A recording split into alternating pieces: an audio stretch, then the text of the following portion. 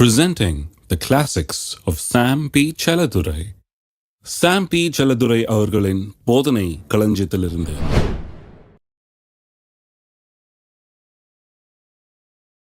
துரைத்தனங்களையும் அதிகாரங்களையும் உரிந்து கொண்டு வெளியரங்கமான கோலமாக்கி அவைகளின் மேல் சிலுவையிலே வெற்றி சிறந்தார். இது எங்க நடந்தது? அவர் சிலுவையில் மரித்த போது அவருடைய ஆவி பாதாளம் வரை சென்று அங்கே துரைத்தனங்களையும் அதிகாரங்களையும் உரிந்து கொண்டு அங்கே நடந்ததுதான் சொல்லப்பட்டிருக்கிறது.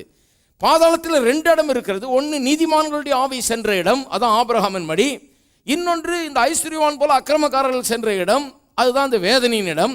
அங்கே ஒரு குரூப் வேதனைப்பட்டு கொண்டிருக்கிறது ஒரு இடத்துல, இன்னொரு குரூப்பு நல்லா இருக்குது ஆபிரகாமின் மடியில். 2 குரூப்பும் ஒருத்தர் பார்க்க முடியுது போல இருக்கு. இங்கே என்ன நடக்குது அங்கே என்ன நடக்குதுன்னு புரியுது எல்லாம். ஆனால் கடக்க தான் முடியல. அங்கிருந்து பார்க்கிறார்கள், காலாகாலமாக இவர்கள் காத்து கொண்டிருந்த ஒரு காட்சி அங்கே நடக்கிறது. இவருடைய பாவங்களை பரிகரித்த இரட்சகர், இவர்களுக்காக கல்வாரி சிலுவையிலே பாவங்களை சுமந்து தீர்த்தவர், அதோடு நின்று விடாமல் இவர்கள் செல்ல வேண்டிய நரக பாதாளத்துக்கும் அவர் சென்று பிசாசின் கோட்டைக்கே சென்று அங்கே பிசாசை மேற்கொள்ளுகிறதை, பாதாளத்தின் திறவுகோல்களை பிடுங்குகிறதை, அவன் அதிகாரத்தை, அவன் பறித்து கொண்ட அதிகாரத்தை பறிப்பதை ஆபிரகாமும் அவனுடைய மடியிலே இருந்த ஆபிரகாமின் விசுவாச சந்ததியும் பார்த்தார்கள் என்றுதான் சொல்ல வேண்டும். இவர் அவருடைய மகிமையின் பிரகாசமும் அவருடைய தன்மையின் சொரூபமாயிருந்து, எல்லாரும் சொல்லுவோம், இவர் அவருடைய மகிமையின் பிரகாசமும் அவருடைய தன்மையின் சொரூபமாய் இருந்து. அப்ப இந்த உயிர்த்தெழுந்த கிறிஸ்து பாவத்தை சுமந்து பாவத்தின் நிமித்தம் அந்த கல்வாரி சிலுவையில் மரித்து பாவத்தின் தண்டனை ஏற்றுக்கொண்டு பாதாளம் வரைக்கும் சென்ற இயேசு மறுபடியும் உயிரோடு எழுப்பப்பட்டு மறுபடியும் பிறந்து தேவனால் உயிர்ப்பிக்கப்பட்டு தேவனுடைய நீதி அவருக்கு கொடுக்கப்பட்டு மறுபடியும் அவர் எப்படி இருக்கிறார்? இப்போ மகிமையின் பிரகாசமும், பிரகாசம் இப்போ குறைஞ்சிடல, வேற மாதிரி ஆளாக மாறிடல. அவர் மகிமையின் பிரகாசமும் அவருடைய தன்மையின் சொரூபமாக இருக்கிறார். மறுபடியும் அவர் தேவனுடைய சாயலின்படி ரூபத்தின்படியும் மறுபடியும் அப்படியே முழுமையாக அவர் இருக்கிறார் என்று வாசிக்கிறோம். இப்போ ரோமர் 8ஆம் அதிகாரத்துக்கு திருப்போம். இப்போ நம்முடைய விஷயத்துக்கு வருவோம். இப்போ நாம் எப்படி இதே சாயல் நமக்கு எப்படி உண்டாயிருக்கிறது என்பதை குறித்து கொஞ்சம் வாசிக்க போகிறேன். ரோமர் 8ஆம் அதிகாரம் 26ஆம் வசனம். அந்தபடியே ஆவியானவரும் நமது பலவீனங்களில் நமக்கு உதவி செய்கிறார். நாம் ஏற்றபடி வேண்டிக் கொள்ள வேண்டியது என்னதென்று அறியாமல் இருக்கிறபடியால் ஆவியானவர் தாமே வாக்கு கடங்காத பெருமூச்சுகளால் நமக்காக வேண்டுதல் செய்கிறார். ஆவியானவர் தேவனுடைய சித்தத்தின்படியே பரிசுத்தவான்களுக்காக வேண்டுதல் செய்கிறபடியால் இருதயங்களை ஆராய்ந்து பார்க்கிறவர் ஆவியின் சிந்தை என்னதென்று அறிவார். அன்றியும் அவருடைய தீர்மானத்தின்படி அழைக்கப்பட்டவர்களாய் தேவனிடத்தில் அன்பு கூறுகிறவர்களுக்கு சகலமும் நன்மைக்கு ஏதுவாக நடக்கிறது என்று அறிந்திருக்கிறோம். இந்த 28ஆம் வசனத்தில் நின்றுட்டு கொஞ்சம் பின்னால் போக வேண்டியது இருக்குது. ஏன்னு சொன்னால் 28ஆம் வசனம் எல்லாருக்கும் ரொம்ப தெரிஞ்ச வசனம், எல்லாரும் இதை உபயோகப்படுத்துகிறார்கள். ஆனால் சரியாக உபயோகப்படுத்துகிறாங்கன்னு பார்க்கலாம். என்ன சொல்லி இருக்குது? அவருடைய தீர்மானத்தின்படி அழைக்கப்பட்டவர்களாய் தேவனிடத்தில் அன்பு கூறுகிறவர்களுக்கு. எத்தனை பேர் இங்கே அழைக்கப்பட்டவர்கள், தேவனிடத்தில் அன்பு கூறுகிறவர்கள், ரட்சிக்கப்பட்டவர்களை பற்றி பேசியிருக்கு இல்லையா? இங்கே இந்த அதிகாரமே அதுதான், ரட்சிக்கப்பட்டவர்களுக்கு என்ன உண்டாயிருக்குன்னு சொல்லியிருக்கு. அதனால் எப்படி சொல்கிறாரு? அவருடைய தீர்மானத்தின்படி அழைக்கப்பட்டவர்களாய் தேவனிடத்தில் அன்பு கூறுகிறவர்களுக்கு சகலமும் நன்மைக்கு ஏதுவாய் நடக்கிறது என்று அறிந்திருக்கிறோம். சகலமும் நன்மைக்கு ஏதுவாய் நடக்கிறதுன்றதை வச்சுட்டு ஜனங்க எப்படி சொல்லிட்டாங்கன்னா, என்ன நடக்குதோ நடக்கட்டுங்க, எல்லாம் நன்மைக்கு ஏதுவாக தான் நடக்குது. நான் ஒன்று சொல்கிறேன் பாருங்க, எல்லாம் ஒன்றும் நன்மைக்கு ஏதுவாக நடக்கிறது இல்லை. அப்படி என்ன ஆரம்பித்தோம்னா பிசாசுக்கு ரொம்ப வசதியாக போயிடும். கெட்ட காரியம்லாம் கொண்டு வந்து வாழ்க்கையில் போட்டுட்டு நீங்கள் என்ன சொல்லிட்டு இருப்பீங்க, எல்லாம் நன்மைக்கு ஏதுவாக நடந்துக்கிட்டு இருக்குதுன்னு. அப்படி எண்ணக்கூடாது. நிறைய பேர் அப்படி தான் வச்சுக்கோங்க, எல்லாம் நன்மைக்கு ஏதுவாக நடக்குதுங்க, எது நடந்தாலும் சரி நன்மைக்கு எதுவாக நடக்குது. மனைவி பேக் பண்ணி வீட்டுக்கு போயிடுச்சு, அம்மா வீட்டுக்கு, நன்மைக்கு எதுவாக தாங்க எல்லாம். ஸ்தோத்திரம். புருஷன் விட்டுட்டு ஓடி போயிட்டாரு, எல்லாம் நன்மைக்கு எதுவாக தாங்க. காசை எவனை திருடிட்டு போனான், எல்லாம் நன்மைக்கு எதுவாக தாங்க நடக்குது. வீட்டில் கொள்ளை அடிச்சுட்டு போயிட்டாங்க, எல்லாம் நன்மைக்கு எதுவாக தான் நடக்குது. எல்லாமே அவனு சொல்கிறேன் கேளுங்க. கர்த்தர் ஒரு பெரிய ரிடீமர்னு சொன்னால் மீட்கிறவர். நமக்கு ஒரு பொல்லாத ஒரு காரியம், தீமையான காரியத்தை நம்ம ஒருவேளை நடக்க அனுமதித்து விட்டு மனுஷர்களாக இருக்கிற நாம சில நேரத்தில் கவனிக்காமல் திருடனை வீட்டுக்குள்ளே விடுற மாதிரி இந்த பொல்லாப்புகள் சில நேரத்தில் விட்டுடுறோம் பாருங்கள். அப்படி விட்டு ஒருவேளை பொல்லாப்பு ஒருவேளை நேர்ந்தாலும் கர்த்தர் ஒரு பெரிய ரிடீமர், எல்லாத்தையும் மீட்கிறவர், இழந்து போனதெல்லாம் மீட்கிறவர்.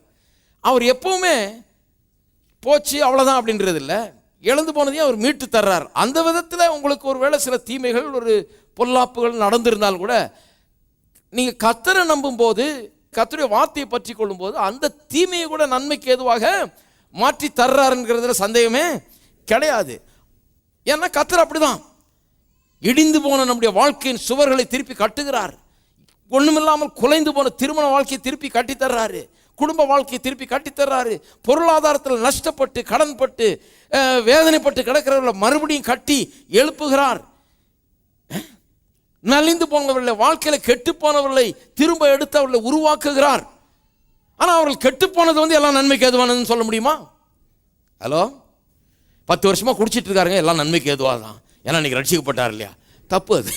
அவர் குடிச்சிட்டு இருந்தது நன்மைக்கு ஏதுவானதா இல்லை.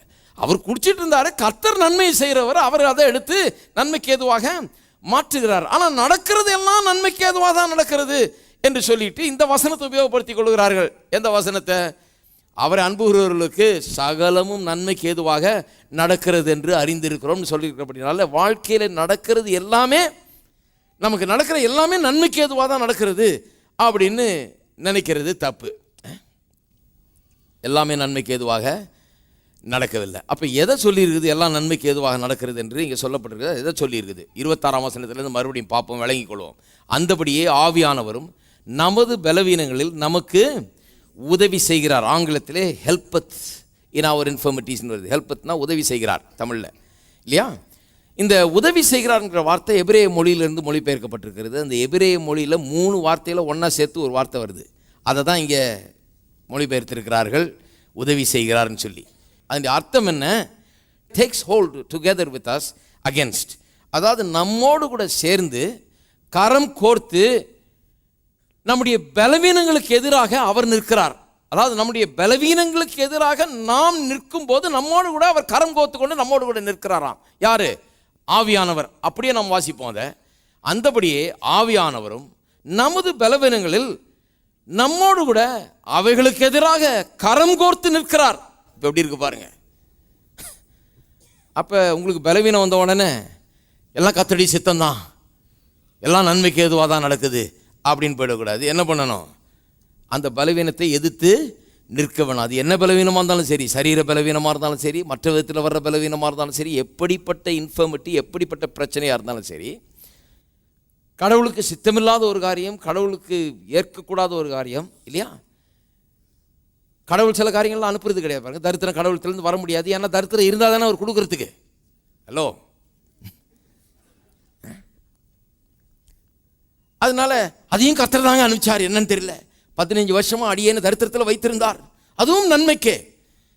அது உங்களுக்கு வேணா நன்மைக்காக இருந்திருக்கலாம், அவர் ஒன்றும் கொடுக்கலங்க. அது உங்களுக்கு சில சொல்கிறாங்க, நான் நிறைய காரியங்களை கற்றுக்கொண்டேன். சரி, நீங்கள் அப்படி தான் கற்றுக்கணுன்னா நம்ம என்ன பண்ணுறது? நான் அப்படி கற்றுக்க விரும்பலை. எத்தனை பேர் 15 வருஷம் தரித்திரத்தில் இருக்க விரும்புறீங்க கற்றுக்கிறதுக்கு? வேறு ஏதாவது ஈஸி வழியாக இருந்தால் சொல்லுங்கள், நான் கற்றுக்கிறேன். தரித்திரமே வேணாம் எனக்கு. கடவுள் அப்படிலாம் தரித்திரத்தை ஆக்குறதில்ல, அவர் இருந்தால் தானே கொடுப்பார் தரித்திரத்தை. அதே மாதிரி தான் பாருங்கள் எல்லாமே. இப்போ வியாதி கடவுளாக வச்சுருக்கிறாரு. பரலோகத்தில்னா வியாதி பேக்கெட்டாக வச்சுக்கிட்டு, இந்த உனக்கு இந்த வியாதி, அவனுக்கு இந்த வியாதி, இவனுக்கு அந்த வியாதின்னு கொடுத்துட்டு இருக்கிறார். அதெல்லாம் ஒன்றும் கிடையாது பாருங்கள். உலகத்தில் வியாதி இருக்குது, உலகத்தில் வியாதி தாண்டவம் ஆடிட்டு இருக்குது பாருங்கள். மனுஷன் பாவம் செஞ்ச பிறகு வியாதியெல்லாம் பூந்துருச்சு உலகத்தில். சும்மா இருந்தாலும் போதும், கிருமியெல்லாம் வந்து தோத்திக்குது. ஒன்றும் இல்லை, நம்ம தண்ணியை குடித்தாலே போதும், வேற ஒன்றும் பண்ண வேண்டியதில்லை. அதுக்கு தான் அதை கொதின்னு கொதிக்க வச்சு இப்போ அதெல்லாம் கூட பண்ணுறதில்லை, போட்டு மினரல் வாட்டராக வாங்கி குடிச்சிட்டு இருக்கிறோம். ஏன்னு சொன்னால் வியாதி எல்லாத்துலேயும் இந்த கிருமிகள் வடிவில் உலகத்தில் பூந்து யாரை எப்போ தாக்கலான்னு ரெடியாக காத்துக்கிட்டு இருக்குது. இதை ஒன்றும் போய் நீங்கள் ஒன்றும் பிடிச்சிட்டு வர்றதில்லை, சும்மா இருந்தாலும் போதும் வந்து லொடுக்குன்னு ஒட்டிக்குது. அது அப்படிப்பட்ட வியாதி. அது இதை வந்து எதிர்த்து நிற்க வேண்டியதாக இருக்குது, நம்ம ஜாக்கிரதையாக இருக்க வேண்டியதாக இருக்குது, இதற்கு நம்ம பாதுகாக்க வேண்டியதாக இருக்கிறது. சொல்கிறாரு, கர்த்தர் அடியேனுக்கு இந்த வியாதியை கொடுத்தார், ஏதோ ஒரு நோக்கம் இருக்கும், இதுவும் நன்மைக்காகவே. அது நன்மைக்காக எப்படி கொடுத்தார்? அங்கே இருந்தால் தானே கொடுப்பாரு, அங்கே இல்லை. எப்படி கொடுத்தார்? கொடுக்குறதுனே எப்படியாவது கொடுக்கணும் இல்லையா? இப்போ ஒருத்தர் கண்ணு வியாதினா வந்து அவங்க வந்து சொல்கிறாங்க, இப்படி பார்த்தாலே வந்துடும்ன்றாங்க. அவங்க அட்லீஸ்ட் வந்து பார்க்கவாது செய்யணும். இல்லை, அவங்க கண்ணை தொட்டு உங்கள் கண்ணில் நீங்கள் கண்ணை கசக்கணும், என்னத்தையாவது ஒன்று பண்ணணும், போடாது, அப்போ தான் வரும் வியாதி இல்லையா? எப்படி கொடுத்தார் இவர்? அவர் கொடுத்தார். நாங்கள் சரி, இயேசு அவருடைய மகிமையின் பிரகாசமாகவும் அவருடைய தன்மையின் சொரூபமாகவும் இருந்தார் இந்த உலகத்தில் வந்தப்ப அப்படின்னு வேதம் சொல்லுகிறது. அப்போ யாருக்காவது அவர் வியாதியை கொடுத்தாரா? சீஷர்களெல்லாம் கூப்பிட்டு ஊதினாரு. ஊதினவர்கள் வியாதியா வந்தது? பரிசுத்தாவியானவர் வந்தார். ஊதி பரிசுத்தாவியை பெற்றுக்கொள்ளுங்கன்னார். வியாதியஸ்தர் மேல கையை வச்சாரு. கையை வச்சதுனால வியாதியா வந்தது கிடையாது. அவர் கையை வச்சு வியாதி வந்ததுன்னு ஒரு ஆளுமே கிடையாது. இவரும் ஜுரமானவன் மேல கையை வச்சு ஜுரத்தை வாங்கிட்டு வரல. இவரும் ஜுரத்தை கொடுக்கவும் இல்லை. இவர் அப்படிலாம் கொடுக்கறது இல்லை பாருங்க.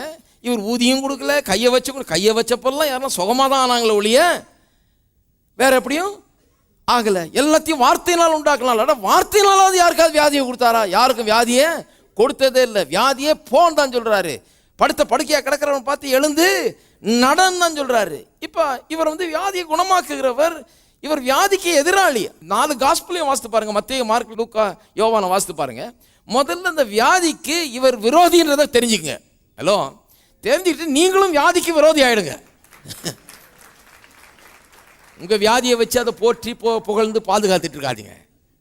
இது எங்க தாத்தாக்கு இருந்ததுங்க, எனக்கும் வந்திருக்குதுங்க. இது கரெக்டாக 40 வந்துடும் சொல்லுவாங்க. எனக்கு 39 வந்துருச்சுங்க. இதை எதிர்பார்த்துட்டே இருக்கிறீங்களே எப்போ வரும்.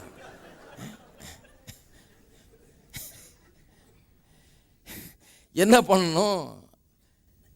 இது அங்கேருந்து வரலன்னு தெரிஞ்ச உடனே இது ஒரு பலவீனம். சரி, இது வேண்டாத பலவீனம். இது கடவுள் கொடுக்குற பலவீனம் இல்லை.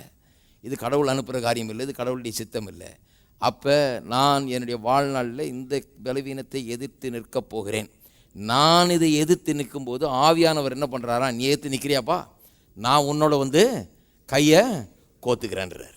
அதுதான் அதனுடைய அர்த்தம். உதவி செய்கிறாருன்னு சொன்னால் எதிர்த்து நிற்கிற உங்களோடு கூட அவர் கைகோத்து நிற்கிறாரு. அப்போ யார் ஜெயிப்பான்னு ரிசல்ட் ஏற்கனவே தெரிஞ்சிருச்சு. ஹலோ, ஆவியானவர் உங்களுக்கு உதவி செய்கிறவராக இருந்து உங்களோட கைகோத்து அதுக்கு எதிராக அவரும் நிற்கிறாருன்னு சொன்னால் ஜெயம் யாருக்கு? நமக்கு தான் ஜெயம். வியாதி உங்களை மேற்கொள்ளாது. நீங்கள் என்ன பண்ணுவீங்க? வியாதியை மேற்கொள்வீர்கள். தரித்திரம் உங்களை மேற்கொள்ளாது. நீங்கள் தரித்திரத்தை மேற்கொள்வீர்கள். அப்போ தரித்திர உலகத்தில் பிறந்து தரித்திர சூழ்நிலையில் பிறந்திருக்கிறதுனால அப்படியே தரித்திரத்தை அரவணைச்சிக்க கூடாது. அப்புறம் தரித்திரம் பிடிச்சிருச்சுன்னு சொல்லக்கூடாது. நம்ம பிடிச்சோம், அது நம்மளை ஒன்றும் பிடிக்கிறது இல்லை. நம்ம தான் போய் பிடிச்சிட்டு வர்றோம். எல்லாத்தையும் இருக்கிற தரித்திரத்தை விடாமல் சிலர் பிடிச்சிட்டு இருக்கிறாங்க. இயேசுவே தரித்திரமாக தான் இருந்தார். சீஷர்கள் தரித்திரராக இருந்தார்கள். எல்லாரும் தரித்திரராக இருந்தார்கள். தரித்திரருக்கு தான் பரலோக ராஜ்யம். தரித்திரமாக இருந்தால் தான் பரலோகம். இப்படி எல்லாம் ஒருத்தரையும் கட்டி அணைக்கிறோம், கயிறு போட்டு கட்டுறோம். இந்த தரித்திரத்தை விட்டு போக மாட்டோம்னு சொல்லி இதுக்கு எதிராளியாக வேண்டும். எல்லாம் சொல்லுங்க, நான் தரித்திரத்துக்கும் வியாதிக்கும் தேவனுடைய சித்தத்துக்கு விரோதமான சகல பலவீனங்களுக்கும் எதிரி. நான் அவரோடு கூட கைகோர்த்திருக்கிறேன், அவர் என்னோடு கைகோர்த்திருக்கிறார். இவைகளை எதிர்க்கிறேன். இது என்னை விட்டு நீங்கி போகும். ஜெயம் என்னுடையது.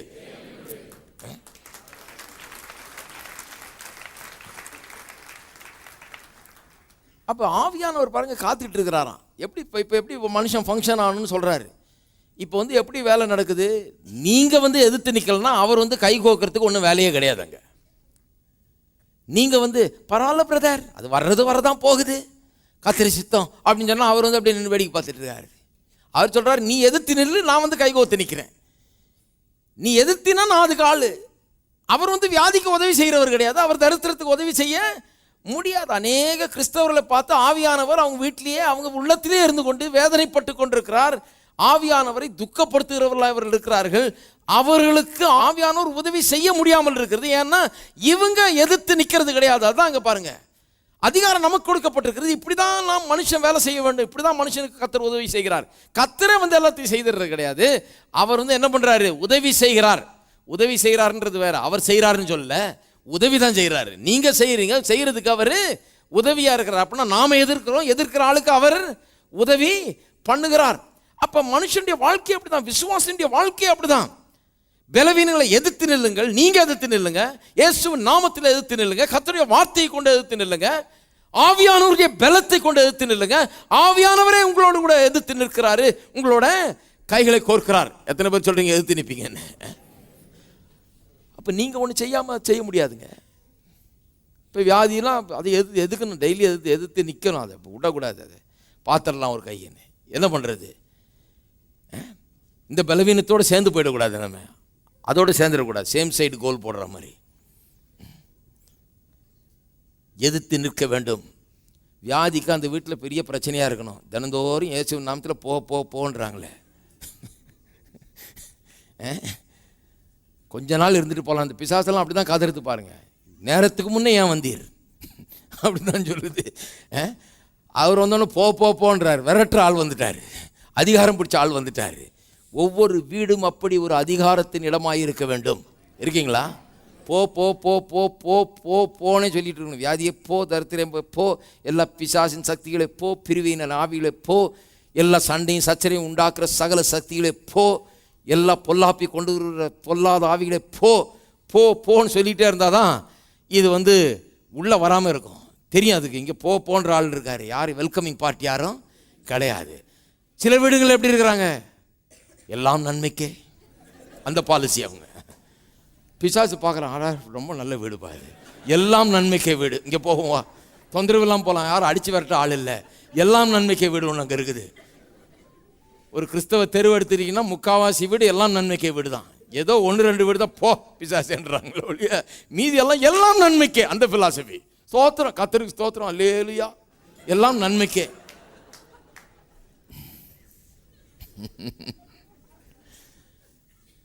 நீங்கள் கர்த்தர் தான் இதெல்லாம் கொடுத்தாருன்னு சொன்னோன்னு பிசாசுக்கு எவ்வளோ சந்தோஷமாக இருக்குன்னு தெரியுமா? அவன் யோசிவான், நம்மளை பார் எவ்வளோ புகழ்கிறாங்க, அவர் தான் கெட்டவர்ன்றாங்க, நம்மளை தான். வாசிப்போம். நாம் ஏற்றபடி வேண்டிக் கொள்ள வேண்டியது என்னதென்று அறியாமல் இருக்கிறபடியால் ஆவியானவர் தாமே வாக்கு கடங்காது பெருமூச்சுகளோடு நமக்காக வேண்டுதல் செய்கிறார். நம்முடைய ஜெபத்தில் கூட அவர் உதவி செய்கிறாராம். எப்படி வேண்டுதல் செய்கிறதுன்னு தெரியாமல் இருக்கிற வேளையில் ஆவியானவரே நமக்குள்ளாக இருந்து கொண்டு அவரே வேண்டுதலை ஏறெடுக்கிறார். நம்முடைய வாயை உபயோகப்படுத்தி, நம்மை உபயோகப்படுத்தி, நமக்குள்ளாக இருந்து கொண்டு அவரே ஜெபிக்கிறாராம், அவரே உதவி செய்கிறார். அவ்வளோ உதவி செய்கிறதுக்கு ஆள் இருக்குது. இருக்கீங்களா? ரெசிடென்ட் ஹெல்ப்பர் இருக்கிறார், நமக்கு இங்கேயே இருக்கிறார், அங்கே போய் தேடிட்டு இருக்க வேண்டியது இல்லை. அவர் உள்ளே இருக்கிறாரு. அவர் உள்ளே இருந்துக்கிட்டு நமக்கு எப்படி ஜெபம் பண்ணுறதுன்னு சில நேரத்தில் தெரியாத இருக்கிற நேரத்தில் கூட ஆவியில் நாம் ஜெபம் பண்ணலாம். அப்போ அவர் நமக்கு ஹெல்ப் பண்ணுறாரு. அவர் எப்படி பண்ணுறாராம்? ஆவியானவர் 27ஆம் வசனம், தேவனுடைய சித்தத்தின்படியே பரிசுத்தவான்களுக்காக வேண்டுதல் செய்கிறபடியால் இருதயங்களை ஆராய்ந்து பார்க்கிறார், ஆவியின் சிந்தை இன்னதென்று அறிவார். அவருக்கு தெரியும், அவர் ஆவியின் சிந்தை இன்னதென்று அறிவார். அந்த தேவனுடைய சித்தத்தின்படி அவர் ஜெபம் பண்ணுறாரு.